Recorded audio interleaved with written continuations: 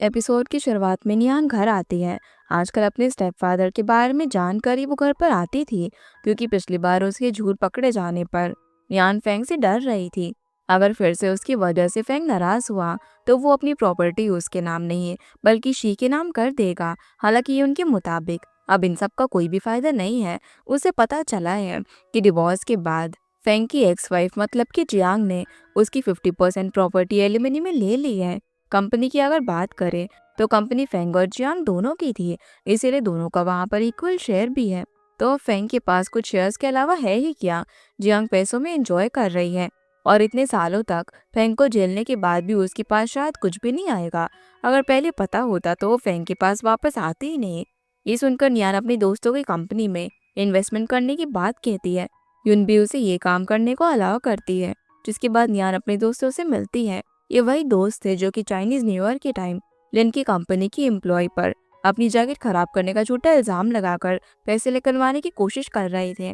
और यहाँ पर वो दोस्त नियान को मिस्टर जू के पास पैसे इन्वेस्ट करने की एडवाइस देता है।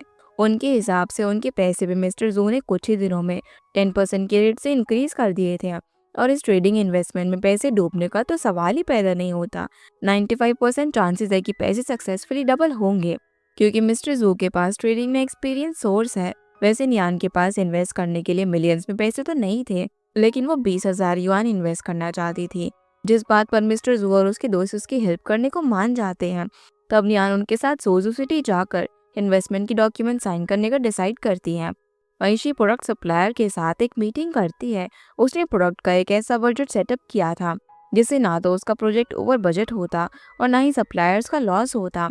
उसने प्रोडक्ट्स का मार्केट रेट पहले ही पता लगा लिया था, इसीलिए सप्लायर शी का ऑफर मान तो लेते हैं, लेकिन बाहर आकर शी और लिन के रिश्ते को लेकर गॉसिप करने लगते हैं, जो बात शी सुन लेती है और उसे उनकी बात बहुत ज़्यादा बुरी लगती है। हालांकि उन सप्लायर्स को पता नहीं चलता कि शी ने उनकी बातें सुन ली है। तब तक वो लोग वहां से जा चुके थे। उसके बाद रात को शी येन और वेन के साथ हॉस्टल रूम में ही हॉटपॉट बनाकर खाने लगती है। वैसे आजकल शी लिन के साथ ही लंच और ब्रेकफास्ट किया करती थी, इसीलिए आज उसे उनके साथ डिनर करता हुआ देखकर उसके फ्रेंड्स उसे चिढ़ाने लग जाते हैं। तब शी उन्हें उसके और लिन के अफेयर को लेकर चल रही गॉसिप की बात बोलती है, लेकिन उसके दोस्त शी को अपने रिलेशन पर ध्यान देने को बोलते हैं। लोग तो कुछ ना कुछ गॉसिप निकालते ही रहेंगे। तब शी को लिन का कॉल आता है, जो उसके साथ घूमने चलने के लिए बुला रहा था। पर शी अपने दोस्तों को छोड़कर नहीं जाना चाहती थी, पर उसके दोस्त थोड़ी उसकी डेटिंग लाइफ खराब होने देते हैं। दोनों शी को खींच कर लिन के पास बाहर लेकर आती हैं और फिर तीनों ही लिन की कार में बैठ जाती हैं। वहाँ पर लिन उन्हें मेन ऑफिस में, यानी कि अपने ग्रैंडपा के ऑफिस में उनका पीवी प्रोजेक्ट सबमिट होने की बात कहता है। अगर प्रमोशन अच्छा हुआ तो उन्हें सब्सिडी मिल जाएगी। ये सुनकर तीनों काफी खुश होती है। इसी खुशी के मौके पर लिन उन सबको डिनर करवाने के लिए ले जाता है। अगले दिन ऑफिस में हेड ऑफिस से नए ऑफिसर्स के साथ लिन और शी की मीटिंग होती है। ऑफिसर्स इन्वेस्टर्स के लिए पीवी ग्लास प्रोजेक्ट का एक एग्जीबिशन रखना चाहते थे, जो आइडिया लिन और शी के साथ साथ मिस्टर वू को भी बहुत पसंद आता है। कुछ दिनों बाद अब न्यू प्रोजेक्ट की ग्राउंड ब्रेकिंग सेरेमनी होती है, जहाँ पर शी इन्वेस्टर्स को प्रोजेक्ट और इको गार्डन का पूरा आइडिया समझा रही थी। इस दौरान लिन ने शी की मॉम और उसकी आंटी को भी बुलाया था, जिसे शी की फ्रेंड येन को इन्वेस्टर समझ रही थी, क्योंकि अब तक तो येन को शी का रिच बैकग्राउंड पता ही नहीं है। ऊपर से शी की मॉम और आंटी भी ऐसे एक्ट करती हैं जैसे कि वो लोग उसको जानते ही नहीं है, वो उनके लिए सिर्फ एक एम्प्लॉय है। अब सेरेमनी में मिस्टर वो स्पीच देकर सभी को प्रोजेक्ट की बात समझाते हैं और सेरेमनी खत्म होने पर शी की मॉम और आंटी शी को एम्प्लॉय की तरह लिन के साथ फैक्ट्री दिखाने को कहती है। येन के कहने पर शी उनके साथ चली भी जाती है और लिन के साथ पूरी फैक्ट्री उन्हें विजिट करवाती है। इस दौरान शी को पता चलता है कि लिन ने ही उसकी मॉम और आंटी को यहाँ पर इनवाइट किया था। आखिर लिन के लिए शी की फैमिली भी उसकी फैमिली है, जो कि उसके इम्पोर्टेंट कामों का हिस्सा रहेगी। इस दौरान लिन को इंजीनियर टीम से प्रोडक्ट का प्रोडक्शन 0.5 की रेट से इंक्रीज होने की बात पता चलती है, जो कि उन सभी के लिए खुशी की बात थी। इसी खुशी में सभी लोग डिनर करने के लिए जाते हैं, जहाँ पर मिस्टर वो से शी की मॉम और आंटी को पता चलता है कि लिन की ग्रैंडपा अपनी कंपनी के शेयर्स उसके नाम करने वाले हैं, लेकिन इसके लिए बाकी शेयर होल्डर्स का भी एग्री करना जरूरी है। पर मॉम के मुताबिक अगर 51% शेयर होल्डर्स भी एग्री करें तब भी लिन के फेवर में ही बात रहेगी। यहाँ पर जियांग के दिमाग में एक बात आती है कि कहीं शी के फादर तो लिन के खिलाफ काम नहीं कर रहे हैं, क्योंकि वो तो शियाओ की कंपनी में शेयर होल्डर है। साथ ही लिन के अंकल के अच्छे दोस्त भी हैं। यहाँ पर डिनर के दौरान लिन को उसके अंकल का कॉल आता है, जो उसे मिलने बुला रहे थे। वहीं शी भी अपने फादर को लेकर परेशान थी। उसे पता है कि उसके पापा लिन से नफरत करते हैं। वहीं उनकी डेटिंग की बात जानकर उन्हें और ज्यादा गुस्सा आए और वो लिन के खिलाफ ही बाकी शेयर होल्डर्स को भड़काने लगी। तब क्या होगा? हालांकि लिन को इस बिजनेस पॉलिटिक्स से कोई भी फर्क नहीं पड़ता था। भले ही शेयर्स उसके नाम हो या फिर ना हो, उसे इससे बुरा नहीं लगेगा और वो शी को भी इन बातों पर टेंशन लेने से मना करता है। तब शी हॉस्टल के अंदर जाने से पहले लिन को किस करती है, जो देखकर वो स्माइल करता है। ऊपर से शी ने उसके लिए एक गुड नाइट मैसेज भी छोड़ा था। इस पॉइंट पर दोनों की डेटिंग लाइफ बहुत ही खूबसूरत चल रही थी। अगले दिन जियांग फेंग से मिलने के लिए उसके ऑफिस जाती है। शियाओ की कंपनी में जो फेंग के शेयर्स हैं, वो उन्हें सेल करने को बोलती है। ये देखकर फेंग समझ जाते हैं कि इस तरह जियांग उनके शेयर्स अपने नाम करवाने के बाद वो अपने शेयर्स लिन को दे देगी, जो कि फेंग बिल्कुल भी नहीं चाहता। इसीलिए वो जियांग से उनकी दूसरी कंपनी में जो जियांग के शेयर्स हैं, वो उसके नाम करने को बोलता है। फेंग की बात सुनकर जियांग उसकी चाल समझ जाती है, इसीलिए वो वहां से जाने लगती है। पर जाने से पहले वो उसे समझा देती है कि इस तरीके से फेंग अपने दोस्त चेंग के साथ मिलकर लिन को बर्बाद करने की कोशिश कर रहे हैं। ये अगर शी को रियलाइज हुआ तो वो उसके फादर होने पर शर्म करेगी और फेंग से नफरत करने लगेगी, क्योंकि शी लिन से बहुत प्यार करती है। ये बोलकर जियांग वहां से चली जाती है। पर कार में बैठते टाइम वो उस कंपनी को देखती है जहाँ पर उसने बहुत मेहनत की थी, लेकिन डिवोर्स के बाद उसे सब कुछ छोड़ना पड़ा। घर आकर वो पुरानी फोटोज देखती है। फिर वो शी को कॉल करके पूरा मामला बताती है। फाइनली अब जियांग ने अपनी दूसरी कंपनी के शेयर फेंग को देने का डिसाइड कर लिया था, ताकि फेंग उसके नाम पर शियाओ की कंपनी के अपने हिस्से के शेयर्स उसे दे दे और बाद में वो उन शेयर्स से लिन के सपोर्ट में काम कर सके। पर शी नहीं चाहती थी कि उसकी मॉम अपनी कंपनी में बचे कुछ शेयर्स उसके फादर के नाम करे, नहीं तो उसके बाद उसकी मॉम का कंपनी में कोई भी नाम निशान नहीं रहेगा, जो कंपनी उन्होंने इतनी मेहनत से खड़ी की थी। इसलिए शी उन्हें रोकने के लिए हॉस्टल से निकलती है। लेकिन घर पहुंचकर वो देखती हैं कि जियांग तो टेंशन फ्री होकर अपना काम कर रही थी, क्योंकि उन्होंने बहुत सोचने के बाद ये डिसीजन लिया है।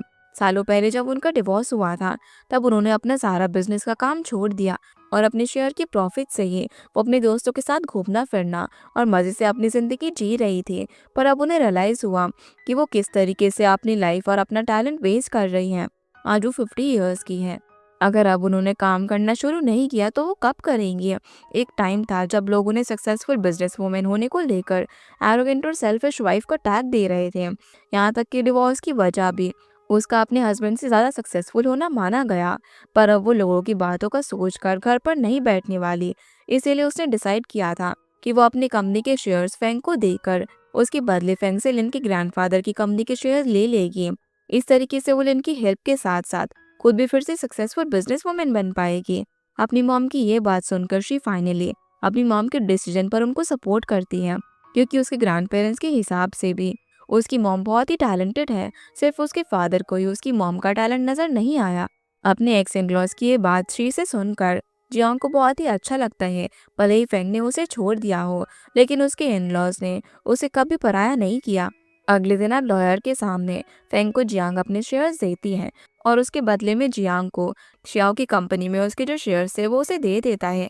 अब तो शियाओ की कंपनी के शेयर होल्डर्स ऑटोमेटिकली लिन की साइड में वोट करते हैं और उसके नाम पर शेयर्स हो जाते हैं। रात को अब शी लिन से मिलती है। लिन के नाम पर कंपनी के शेयर्स होता वो देखकर वो काफी खुश थी। फिर शी हॉस्टल जाने के लिए निकल ही रही थी, तभी लिन उसे अपने करीब खींचकर उसे किस कर देता है, जिससे वो ब्लश करने लग जाती है। लिन तो शी को अपने साथ डिनर पर ले जाना चाहता था, पर शी का अपने फ्रेंड्स के साथ हॉस्टल में डिनर प्लान था, इसीलिए वो चली जाती है। हॉस्टल में ऑफिस की कुछ और लड़कियां भी डिनर करने आई हुई थी। शी के आने के बाद ये उससे लिन के नाम पर कंपनी के शेयर्स होने की बात पूछती है। तब शी उन्हें फाइनली बता देती है कि लिन के नाम पर ग्रैंडपा ने अपने शेयर्स कर दिए हैं और कंपनी के कुछ और शेयर्स उसकी मॉम जियांग के नाम पर है। ये सुनकर सभी शॉक थे, क्योंकि उन्हें आज जाकर पता चला है कि शी इतनी रिच है। वैसे यिन तो इस बात से बहुत ज्यादा खुश थे। उसके मुताबिक अगर उसकी बेस्ट फ्रेंड और उसका बॉयफ्रेंड कंपनी में इतनी पावरफुल पोजीशन होल्ड करते हैं, तो उन्हें काम में ज्यादा मेहनत करने की जरूरत नहीं पड़ेगी। इस बात पर सभी हंसी मजाक करने लग जाते हैं। अगले दिन शी लिन के घर पर आई हुई थी, जहाँ पर लिन सोयाबीन अपने लेफ्ट हैंड से पिक करके अपने हाथों की थेरेपी कर रहा था। इस दौरान लिन शी को उसके कल शंघाई जाने का प्लान बताता है। वहाँ पर वो उसी लेडी से मिलने वाला है जिन्होंने एक्सीडेंट के बाद उसे मेडिकल फील्ड में रहने की एडवाइस दी थी और उसे काम भी ऑफर किया था। लिन शी को भी अपने साथ ले जाना चाहता था, पर शी उसे मना कर देती है। लेकिन जब उसे उसकी कॉलेज फ्रेंड जे का कॉल आता है और वो उसे अपने बर्थडे पर शंघाई बुलाती है, तो वो लिन के साथ शंघाई जाने के लिए मान जाती है। लिन वहाँ पर अपनी मीटिंग कर लेगा और इस दौरान शी अपने कॉलेज फ्रेंड से मिल लेगी। शी अब लिन के साथ रात के डिनर की तैयारी करने लग जाती है। उसे हॉट पॉट बहुत ही पसंद है, इसीलिए आज लिन ने अपनी मेड को हॉट पॉट बनाने को कहा था। वहीं जैंग और उसके फ्रेंड्स मिया की बर्थडे पार्टी के लिए डिस्कशन कर रहे थे, क्योंकि अगले दिन उसका बर्थडे था। सभी लोगों का बर्थडे पर डिनर का प्लान था। तभी जैंग को जे की बॉयफ्रेंड शाओ का कॉल आता है, जो कि जैंग का कॉलेज फ्रेंड है, और शाओ से जे के बर्थडे पर बुलाता है। पर जैंग का तो पहले ही मिया के बर्थडे का डिनर का प्लान था, इसीलिए वो शाओ को मना कर देता है। वैसे जैंग का दिल तो बहुत था अपने फ्रेंड से और स्पेशली शी से मिलने का, जिसके बाद हम देखते हैं कि शियान और जैंग के बीच बातचीत बंद थी। इसीलिए जे ने सोचा था कि अगर जैंग बर्थडे पर आएगा तो वो शियान को नहीं बुलाएगी। अब अगर जैंग ने आने से मना कर दिया तो वो शियान को बर्थडे पर बुला लेती है। वैसे शाओ नहीं चाहता था कि शियान पार्टी में आए, क्योंकि उसके और शी के बीच में प्रॉब्लम है। लेकिन जे ने कॉलेज टाइम पर ही शी के साथ ये बातें क्लियर कर ली थी, क्योंकि उसे तो शियान की होने ना होने से कोई फर्क ही नहीं पड़ता, और वैसे भी दोनों ही उसके दोस्त हैं। दोनों के साथ 4 साल उसने एक ही हॉस्टल रूम शेयर किया था। अगले दिन अब वूटोंग रेस्टोरेंट में लिन शी को ड्रॉप करता है, जहाँ पर शी अपने कॉलेज फ्रेंड से मिलती है और जे को अपने बर्थडे गिफ्ट देती है। सभी पुराने कॉलेज फ्रेंड्स मिलकर एक दूसरे की बातें शेयर करते हैं। वही लिन एक साइंस गेट टुगेदर में पहुंचता है, जहाँ पर एलियो नाम का एक फॉरेन मैन जो कि साइंटिस्ट है, वो लिन से मिलता है और उससे बात करने लग जाता है। एलियो उसे अपनी वाइफ काई से मिलवाता है। ये वही लेडी थी जिन्होंने एक्सीडेंट के बाद लिन को मेडिकल लाइन में ही दूसरे काम और रिसर्च वगैरह करने की एडवाइस दी थी, और वो लिन की प्रोफेसर भी रह चुकी है। आज भी काई लिन से मिलकर बहुत ज़्यादा खुश थे, और सबसे ज़्यादा इसीलिए कि लिन ने मेडिकल लाइन में वापस आने का डिसीजन लिया है। इस दौरान उनके बीच बहुत सी बातें होती हैं और लिन उन्हें अपनी गर्लफ्रेंड शी के बारे में बताता है, जिससे मिलने के लिए दोनों ही काफ़ी एक्साइटेड थे। तब लिन उन्हें फिर कभी उससे मिलवाने का प्रॉमिस करता है। साथ ही काई लिन को उनकी रिसर्च टीम ज्वाइन करने को बोलती है। लिन ने भी केविन की सर्जरी में हेल्प करने के बाद ये फील किया कि उसकी लाइफ किसी कंपनी का बिजनेस बढ़ाने में नहीं, बल्कि मेडिकल लाइन में है। इसलिए वो उसके ऑफर की बात सोचने लग जाता है। इधर शी और उसकी फ्रेंड्स जब वॉशरूम में होती हैं, तभी पिंग जैंग को कॉल करके पार्टी में आने को कहता है, और शी पार्टी में आई है ये बात भी उसे बोलता है, क्योंकि अब तक पिंग को नहीं पता था कि जैंग ने पार्टी में आने से मना कर दिया है और शी अब लिन की गर्लफ्रेंड है। वहीं जैंग तो मिया के बर्थडे के सेलिब्रेशन में था, पर जब उसे शाओ से पता चलता है कि वो लोग डिनर के बाद कैरियोके जाने वाले हैं, तो वो उन्हें कैरियोके में मिलने का प्रॉमिस करता है, क्योंकि मिया की पार्टी अब तक खत्म हो चुकी थी और उसे शी से मिलने का मौका भी चाहिए था। वहीं मिया के फ्रेंड जैंग और उसे अकेला टाइम देने के लिए उनसे दूर जाने का बहाना बना रहे थे, पर केविन उनका इशारा समझ नहीं पाता। तब बाकी फ्रेंड्स केविन को अपने साथ खींचकर लेकर जाते हैं, ताकि मिया जैंग को अपनी फीलिंग्स के बारे में बोल सके। इस दौरान बाकी फ्रेंड्स केविन से भी जैंग और मिया को करीब लाने के प्लान के बारे में बोल देते हैं। उनके प्लान के हिसाब से मिया जैंग से प्यार की बात करने लग जाती है। तब जैंग समझ जाता है कि वो उसे प्यार करने लगी है। उसे समझ नहीं आता कि वो उसे क्या जवाब दे, पर मिया जानती थी कि जैंग अब भी शी से प्यार करता है, और वो बिना किसी प्रॉब्लम के शी को प्यार करने वाली बात पर एग्री करता है। जैंग के स्ट्रेट फॉरवर्ड नेचर को लेकर मिया काफ़ी इम्प्रेस थी।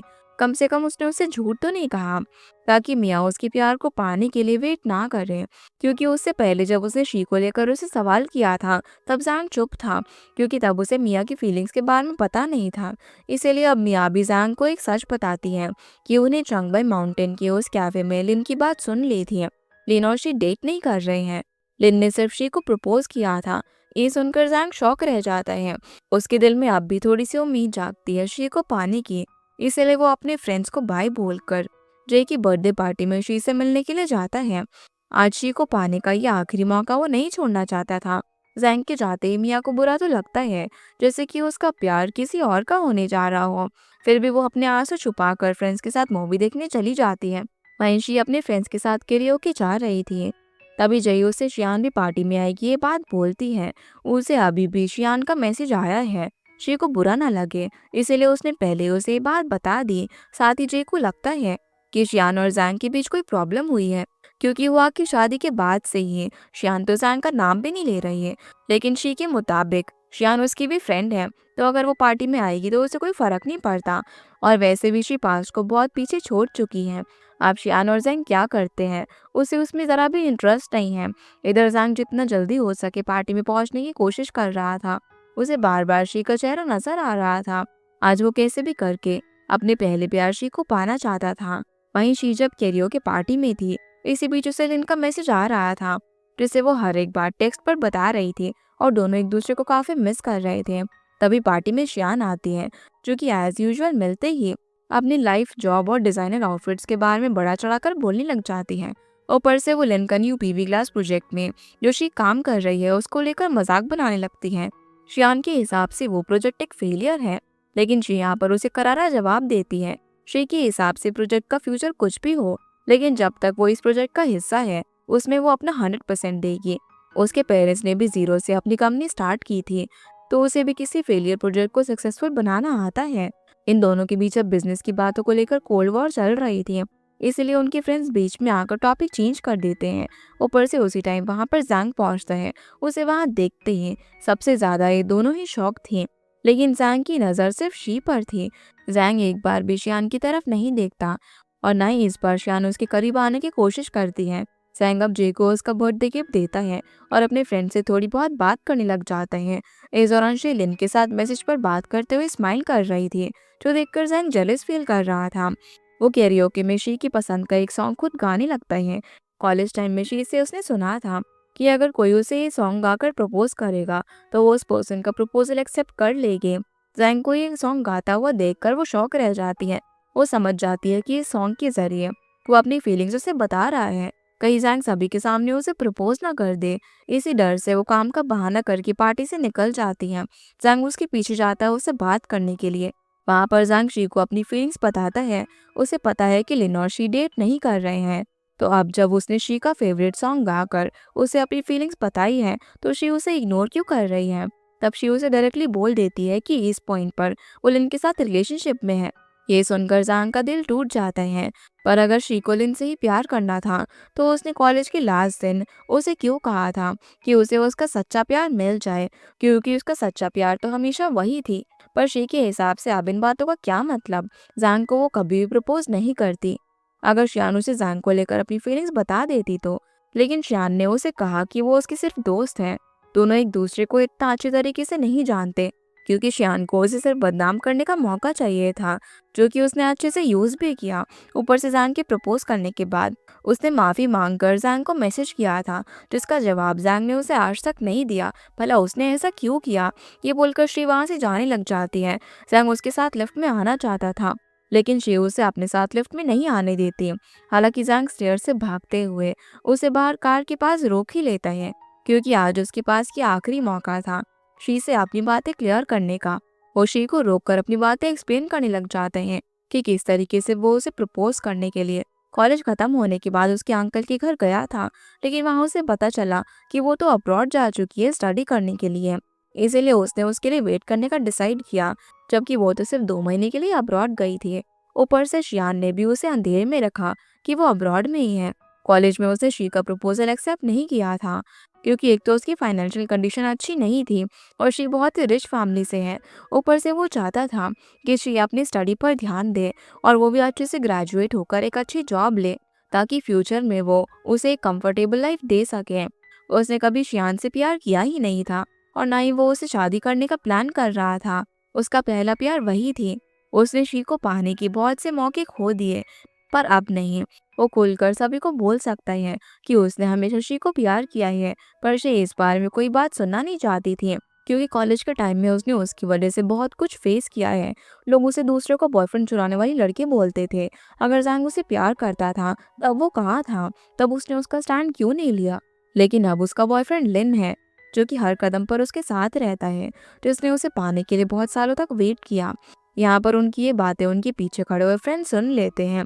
शी तो वहां से चली जाती है और शियान भी उनकी बातें सुनकर गुस्से में चली जाती है। वहां पर सिर्फ अकेले जैंग खड़ा रहता है।